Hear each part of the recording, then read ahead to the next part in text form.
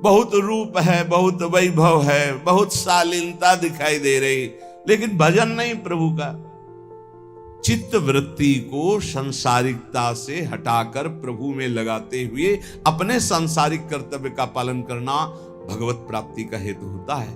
नहीं तो कह रहे किम विभवई किम रूपम, ये तुम्हारा पद, तुम्हारा रूप, तुम्हारा वैभव किस काम में आएगा? अगर आपको लगता है कि पत्नी भजनानंदी है तो जीव अपने भजन के प्रताप से ही भगवत प्राप्ति करता है, पत्नी के भजन से नहीं।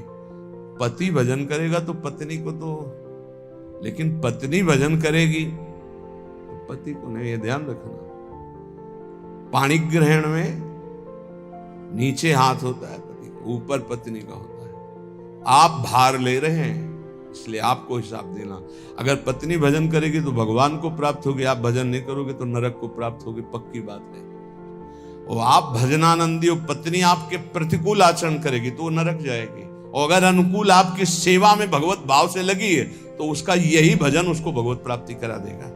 सिद्धांत को समझना है। और ऐसा नहीं है कि जैसे कहा जाता है कि एक जन्म नहीं है तो 7 जन्म का बंधन है, नहीं कहा जाता बंधन। अरे 7 सेकंड का तो भरोसा नहीं। दुनिया में लाखों का मेला जुड़ा, हंसा जब जब उड़ा अकेला उड़ा। ये नहीं आएगा कि थोड़ा ये साथ ही विमान में बैठा ले, ऐसा नहीं होगा कि पतली पतली पुत्र परिवार इस जगत के नाटक मंच पे है, जहां ये शरीर छोटा, सबका अलग अलग हिसाब किताब अपना है। ऐसा थोड़ी कि जैसे एक लड़का लड़की प्यार का नाटक करके देखा कि नहीं मिल पाएंगे, बोले जहर खा लो तो जन्म जन्म के साथी बन जाएंगे। अरे सारे प्रेत बनोगे, नरक में जाओगे। जन्म जन्म क्या क्या जानते हो जन्म जन्म?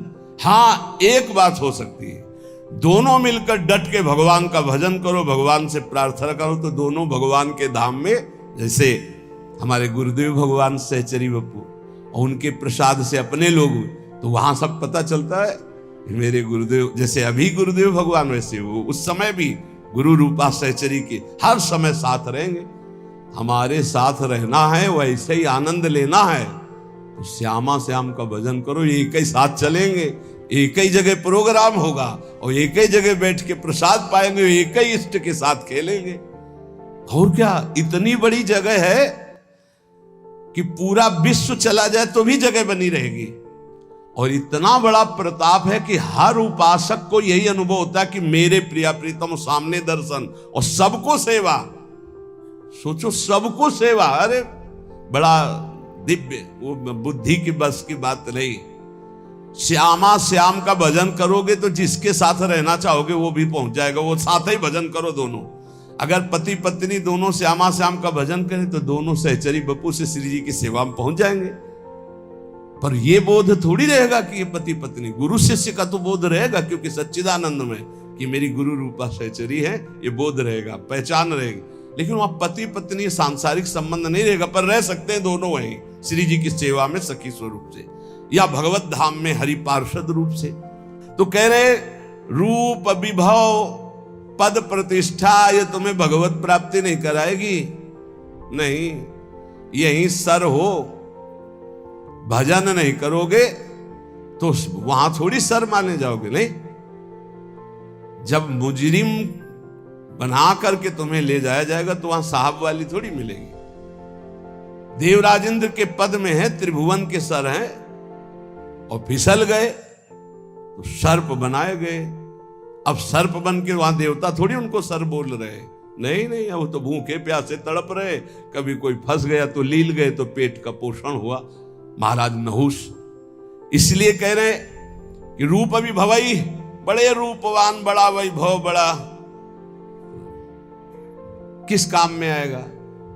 किसी बात का गर्व मत करो। जवान हो, रूपवान हो, बलवान हो, ये 4 दिन की चांदनी, फिर ऐसा समय आएगा कि अकेले उठकर सीढ़ी भी नहीं चढ़ पाओगे। जब हम हर चीज का मनन का स्वभाव रहा है, इसलिए ये जो महापुरुष कह रहे हैं उसे समझो। श्री भरथरी जी महाराज कहते हैं कि मुझे लगा था कि मैं बहुत ज्ञानी हूं। संतों के वचन बहुत अमृत में होते हैं। कह रहे हैं कि यदा किंचित ज्ञोहम द्विपयु मदांधा समभवम मुझे लग रहा था कि मैं चक्रवर्ती सम्राट हूं, मैं बहुत पुण्यवान हूं, मैं बहुत महात्मा हूं, मैं बहुत ज्ञानी हूं। तदा सर्वज्ञोस्मीत्य भवदव लिप्तम मम मनः यदा किंचित किंचित बुधजन सकाशाद वगतम तदा मूर्खोस्मीति ज्व इव मदी मदो में व्यपगता। आज मुझे पता चला कि मैं मूर्ख हूं। मुझे लग रहा था मैं ज्ञानी हूं, मैं चक्रवर्ती सम्राट हूं, मैं मदोन्मत्त हो रहा था। लेकिन जब मुझे इस संसार का रहस्य पता चला तो लगा मैं मूर्ख हूं। सुना चुके हैं भर्तृहरि जी का यहां जो परिवर्तन हुआ उनके जीवन का। भर्तृहरि जी के मन में एक बात थी कि संसार का सबसे बड़ा सुख क्या है, बोले काम सुख। अंदर देखा, बहुत विवेकवान थे। उन्होंने अपने अंतःकरण को देखा कि संसार का सबसे बड़े मांग सुख क्या है, काम सुख पाया। और वो अपने अंदर पाया कि मेरे अंदर भी काम सुख है। तो चक्रवर्ती सम्राट, इनके मन में आया कि फिर हम ऐसा काम सुख पूर्ण क्यों न कर ले जिससे हमारे मन की इच्छा शांत हो जाए। तो उन्होंने, चक्रवर्ती का मतलब होता है कि बहुत से राजाओं के ऊपर जो बादशाह, उन्होंने पूरे अपने देश में सब सुंदरियां आवे और मैं उनमें से देखकर उनका वर्ण करूंगा। तो विश्व की सुंदरियां सब एकत्रित हुई, उनके माता पिता सब लाए, क्योंकि महाराज भर्तृहरि जी वर्ण करेंगे पत्नी रूप में। सबको देखा, एक पिंगला नाम की सर्वांग सुंदरी भर्तृहरि जी की वहां जम गई और कहा कि आप मुझे अपने पति रूप में स्वीकार करेंगे। तो उसने कहा हमारा अहोभाग्य। बहुत भागवतिक रीति से जो शास्त्रीय पद्धति है, पाणिग्रहण संस्कार हुआ। अब ये तो जो भागवतिक पुरुष होते हैं उनके स्वभाव में कुछ अलगाव होता है संसारिक पुरुषों से। वो जिस पे लगेंगे एकदम तन्मय होके लगेंगे, जिस पे लगेंगे। अगर वो भोग में भी लग गए तो उनके जैसा कोई नहीं होगा। आसक्त पुरुष मतलब ऐसा कोई विषयी पुरुष नहीं होगा, स्वभाव होता है। रूप में आसक्त हो गए तो ऐसे आसक्त हो गए, ऐसा कोई संसार में नहीं होगा। भोग में आसक्त हो गए तो ऐसा कोई दूसरा नहीं होगा। और विरक्त हो गए तो ऐसा कोई दूसरा विरक्त, मतलब उनका एक स्वभाव होता है। जैसे पत्नी में आसक्त हैं तो छाता लेकर बाजार वो स्वयं नहीं जा सकते क्योंकि अदर्शन हो जाएगा। तो पत्नी चल रही सीधे में, वो चल रहे उल्टा में। संसार हंसे तो हंसा करे हर समय पत्नी के मुख में, दृष्टि पत्नी के मुख में। वही महाभागवत हुए, क्या नाम, धनुर्दास जी, क्या नाम था, धनुर्दास जी नाम। बहुत बड़े महापुरुष हुए फिर, क्योंकि वो सीधा आसक्ति रंगनाथ जी से। तो ऐसा होता है। भर्तृहरि जी बहुत बड़े महापुरुष हैं। अब जीवन का राग उनके हृदय में काम में देखा कि काम स्त्री आसक्ति, विश्व सुंदरी, सर्वांग सुंदरी पिंगला। उन्होंने ऐलान कर दिया राजकाज विक्रमादित्य देखेंगे, मैं इस बात का अनुभव करूंगा कि क्या सुख इसमें है। क्योंकि बताया ना, अलग खोपड़ी होती है। जो भागवतिक महापुरुष होते हैं उनका चिंतन ही अलग होता है। बड़ी ही सुंदर पत्नी बिल्वमंगल जी की, पातिव्रत धर्म से, एक बार नहीं देखा। वो आसक्त चिंतामणि में तो आसक्त अलग खोपड़ी होती है। अब रात दिन केवल महाराज भर्तृहरि और पिंगला, हर खान पान की व्यवस्था, बस पर्दे के अंदर सामग्री रख दो, जाओ। कोई प्रश्न उत्तर नहीं, कोई राष्ट्र की बात नहीं, कोई समाज की बात नहीं। ये अनुभवी जैसे वैज्ञानिक नहीं होते कि जब जिस विषय का शोध करना होता है तो बस उसी में पूरा चित्त लगा देते हैं। समय कट रहा था और मन की चाल होती नवम नवम नवम।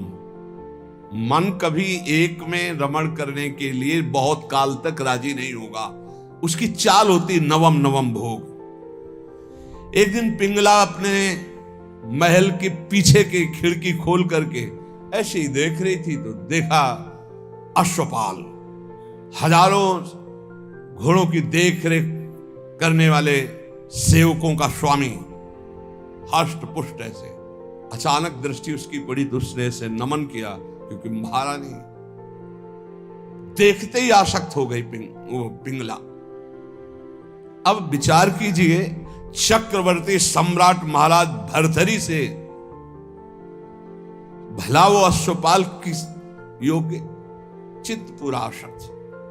अब मिलन शुरू हो गया और राज काज विक्रमादित्य को दे दिया था। विक्रमादित्य बहुत प्रवीण थे। उन्होंने कहा कि शास्त्र प्रमाणित किसी का भी मन कभी भी कहीं भी विचलित हो सकता है, इसलिए मेरे भाई इस समय शुद्ध में नहीं है, इसलिए गुप्तचर रूप से दास दासियां हर समय तैनात कि कहीं हमारे महाराज को किसी भी तरह की हानि ना हो जाए। सूचना मिली कि हानि प्रारंभ हो चुकी है। एक अश्वपाल एकांत में महारानी से मिलता है। महाराज दिन में शयन करते हैं, उस समय वो मिलती। पूरी बात पक्की जब देख ली तब भर्तरी जी को सूचना दी कि महाराज विक्रमादित्य आपसे मिलना चाहते हैं। बहुत प्रवीण थी पिंगला, तुरंत समझ गई। हमें लगता है हमारी बात उन तक पहुंच गई। उनका महाराज, मैं आपके भाई की एक बात कहना चाहती हूं कि उनकी दृष्टि हमारे ऊपर बहुत गलत है। उनका महल से तो निकलती नहीं, गलत कैसे हो गई? तो उनका खिड़की पे खड़ी थी, वो घोड़ों की देख रेख करने वाले अश्वपाल के पास गए थे, वहां से मुझे देखा और फिर मुझे बुलाया। मैं उनके पास गई। उनका इरादा ठीक नहीं था, इसलिए हमने कुछ कड़वे वचन कहे। क्षमा करें, आपके भाई हैं, लेकिन उनकी आदत बहुत खराब है। तो उनका ऐसा विक्रमादित्य कर सकता है? जान न जाए, ये भगवान की माया विचित्र है। विक्रमादित्य बोले, भ्राताश्री आपके साथ छल हो रहा है। बोले, हाँ मुझे पता है छल हो रहा है, तुम्हारे जैसा नीच भाई होगा तो छल क्यों? यही बताने आए हो ना कि पिंगला आचरणहीन है। भाई आपको पता है? बोले, पता है हमें कि तू आचरणहीन है। मेरा आदेश है कि ऐसे भाई को नगर से निष्कासित कर दिया जाए। कभी हमारे नगर में मुंह मत दिखाना। इतने आसक्त थे पिंगला पे भर्तरी जी महाराज। विक्रमादित्य कुछ बोल ही नहीं पाएगी। ये क्या, बड़े बड़े जो मंत्री थे उन्होंने बोलने की हिम्मत नहीं रह गई कि जब भाई के प्रति ऐसा इनका, तो कोई नहीं बोल पाया और निकाल दिए गए। पर मंत्रियों ने उनको सुरक्षित रखा। एक दिन जब असलियत का पता चलेगा तब ये रोएंगे, उसी समय मैं आपको सामने पेश करूंगा। अब भगवान कोई ऐसा ना सोचे कि पाप कर्म दबा रहेगा, वो ऊपर उठता है, अपना प्रभाव दिखाता है। एक नगर का ब्राह्मण गरीब तपस्या कर रहा था महाराज देवराज इंद्र की मंत्र से उनकी, इस बात के लिए कि मुझे धन मिले, मैं गरीब हूं, जिससे हमारा परिवार सुखी हो जाए। बहुत तप किया तो देवराज इंद्र प्रकट हुए, कहा ये अमर फल लीजिए, और अंतर ध्यान हो गए। वो बात करे करे तेरे अंतर ध्यान, तो उनका अमर फल लेके क्या करूं? वैसे दरिद्र गरीब ब्राह्मण हो, अमर होकर के क्या करूंगा? तब विचार आया कि अगर ये अमल फल महाराज भर्तरी को पवा दे तो धर्मात्मा वीर राजा वो अमर रहेगा, हमारे देश की सुरक्षा होगी और मुझे धन मिल जाएगा। ये अच्छा लगा। वो गए, महाराज की जय जयकार। पहले राजाओं के दरबार में या महल में ब्राह्मणों के लिए, ऋषियों के लिए, महात्माओं के लिए निषेध नहीं था। उनके लिए नहीं था कि हम आज्ञा लेकर आए। अंदर प्रवेश किए, नजदीक दासी ने कहा कि कोई विप्र देवता पधारे। उठकर प्रणाम किया, कैसे आगमन हुआ, आज्ञा कीजिए। उनका, प्रभु मुझे ये तपस्या के द्वारा अमर फल मिला है और ये मैं आपको पवाना चाहता हूं, इसके बदले में धन चाहता हूं। आदेश कर दिया, जितना इनको धन चाहिए दे दिया जाए। अमर फल लिया और विचार किया, मैं खा के क्या करूंगा अमर होके, क्योंकि मेरी आसक्ति तो पिंगला पे है। पिंगला से कहा, तुम अमर फल खा लो, जब तक मैं जीवित रहूंगा तब तक तुम्हें देखता रहूंगा। पिंगला ने कहा, ऐसे थोड़ी अमर फल खाया जाता है, स्नान करके, मंत्रानुष्ठान करके लाओ हमें। तो उनका, नहीं पालो मेरे सामने। बोले, तो इतना विश्वास नहीं है? अब बस प्यार में तो दम होती है, नहीं विश्वास पक्का है तो फिर आप निश्चिंत रहिए। पिंगला ने सोचा मैं क्या करूंगी खा के, मेरा दोस्त अगर पालेगा अश्वपाल वो बढ़िया। एकांत में मिली अश्वपाल को, क्योंकि कांटा विक्रमादित्य थे, वो तो नगर निष्कासित हो गया, बिल्कुल स्वतंत्रता थी, महाराज इस रास्ते से बेशुद्ध थे। अश्वपाल ने उस अमर फल को लिया तो उसने विचार किया कि मैं क्या करूंगा। और महाराज की नृत्यांगना ऐसी सुंदर थी जिससे आसक्ति थी। मिला और कहा देखो ये अमर फल मुझे मिला है, आप पालोगी तो जब तक मैं जीवित रहूंगा आपको देखता रहूंगा, मिलता रहूंगा। ठीक है। नृत्यांगना ने सोचा जिसके दरबार की मैं नृत्यांगना हूं, अगर वो महाराज अमर रहेंगे तो हमारा जीवन सार्थक रहेगा और महाराज मुझे बहुत सम्मान देंगे जब मैं अमर फल दे दूंगा। उसने प्रार्थना करवाई कि आपके दरबार की नृत्यांगना मिलना चाहती है आपसे। बुला लिया, कहा महाराज ये अमर फल। महाराज ने कहा तुझे अमर फल कहां से मिला? ये अमर फल सत्य बोल, तुझे कहां से मिला? महाराज मुझे तो अश्वपाल ने दिया, मेरा वो दोस्त है, मेरा मित्र है उसने। और उस समय पिंगला वहां नहीं थी, तुरंत अमर फल लिया और बोले तुम्हें जो संपत्ति चाहिए हम देंगे, कल हम दरबार में आते हैं। दरबार में गए, सब सभा एकत्रित, वर्षों के बाद आज दरबार में आए थे। तब उन्होंने कहा बुलाया जाए जिसको अश्व जो घोड़ों की सेवा में आया, सत्य बोला तो तुझे माफ कर देंगे। बोल इस फल को पहचानता है? हाँ सर, यह अमर फल है, तुझे कैसे मिला? सत्य बोलना, अगर झूठ बोला तो उनका अगर हमारे प्राण माफ किए जाएं तो बिल्कुल सभा में कहता हूं कोई दंड नहीं मिलेगा। उनका महारानी पिंगला ने दिया है। ठीक है, जाओ बुलाओ पिंगला। अब वो तो सज धज के आ रही थी कि आज दरबार में पार्श्व में विराजमान होंगी सिंहासन, गए कटघरे में खड़ी हो और तलवार निकाला और कहा देखो मेरे देश के विप्र ने तपस्या की थी, अमर फल दिया था, इनको पवाया था, ये अमर है और मैं काटूंगा, ये मरेगी नहीं। ये अरे महाराज क्यों, क्या तुझे अमर फल पर विश्वास नहीं? सर झुका दे, कहां है वो अमर फल? सत्य बोल तो तुझे माफ करूं। बोले अश्वपाल को दिया था। क्या मेरे से श्रेष्ठ है अश्वपाल? मैं चक्रवर्ती सम्राट भर्तरी तेरे योग्य नहीं रहा?